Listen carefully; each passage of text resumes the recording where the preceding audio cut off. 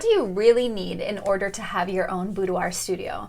Hi, I am Tutti del Monte, and today we're going to dive into the essentials of what you need in order to get started with your first studio.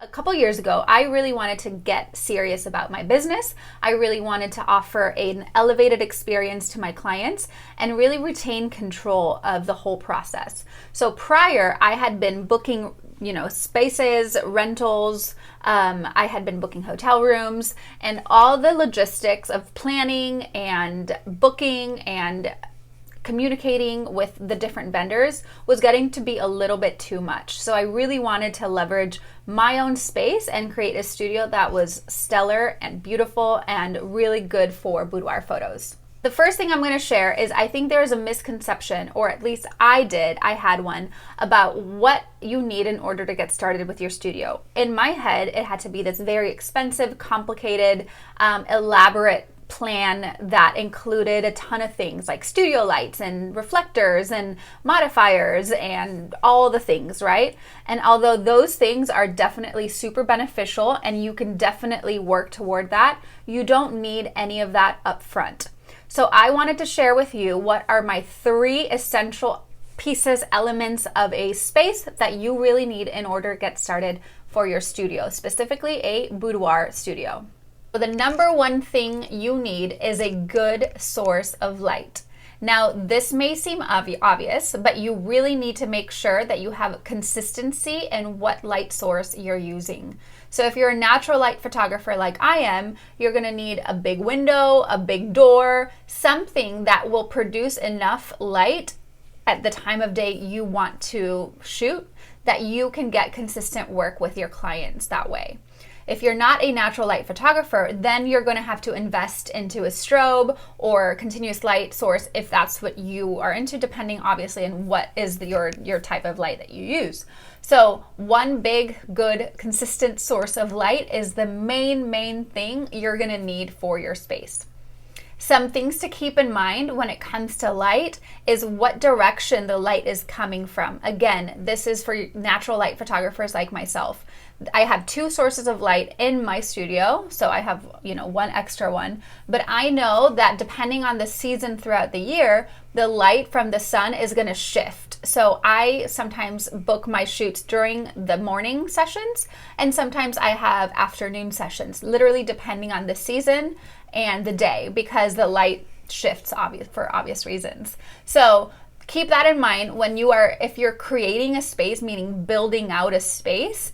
Keep in mind where the sun is coming from and choose where you're going to place that source of light, window, panel, door, according to when you want to shoot. So golden hour light, keep that in mind. Obviously where is the west facing, where south facing, where all of it. So keep in mind the direction of the light that you really love. The next thing to keep in mind when it comes to the source of light you're using is what color walls you're painting your studio.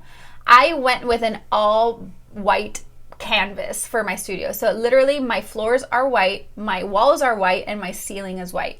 There's tons of light. And I even added a wall outside. There already was a wall outside of my window, and I painted that all white as well so that the light that shone from the sun at the morning time of day would literally reflect that light back into the studio.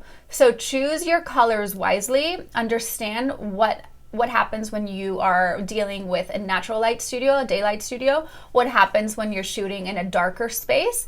So choose your wall color, ceiling color, and floor color accordingly. Number 2 on my list today are my sets. So what do you really need when you have your own boudoir studio? You need at least 2 unique sets, meaning 2 unique spaces where you can shoot a lot of content, a lot of photos for your clients. So basically, this could even be the floor with a huge window behind it. That could be one of your sets that you get different angles and shots from. Also, ideas here are a bed. You could use a couch, like a chaise lounge potentially. You can use chairs. You can create variety with different curtains and different sheets. So that's kind of like extra things. But what you really need, like bare bones, is at least 2 different options for your clients. So basically to give you the option to create variety so that you can, when you're creating these images for your client, you can produce different shots, right? So I'm going to say that you need at least 2 unique sets and then really master posing so that you can leverage and maximize those 2 unique sets. My third and last tip here for what you really need for your studio is very specific to boudoir, although it makes a lot of sense for any type of photography when you're dealing with people who are coming into your studio for the first time, trusting you with this experience. So the third item on my list is a section for privacy, a privacy section, a dressing area for your clients. Having a separate private dressing area really adds to the sense of professionalism, also helps your clients feel safe, and it just honestly helps the entire flow of the photo shoot. You can have them have that section for themselves to leave their things, their belongings. Again, the safer you make your clients feel when it comes to boudoir photography, and again, photography in general, the more at ease they're going to be during your experience. So this is definitely a pivotal thing to include in your studio.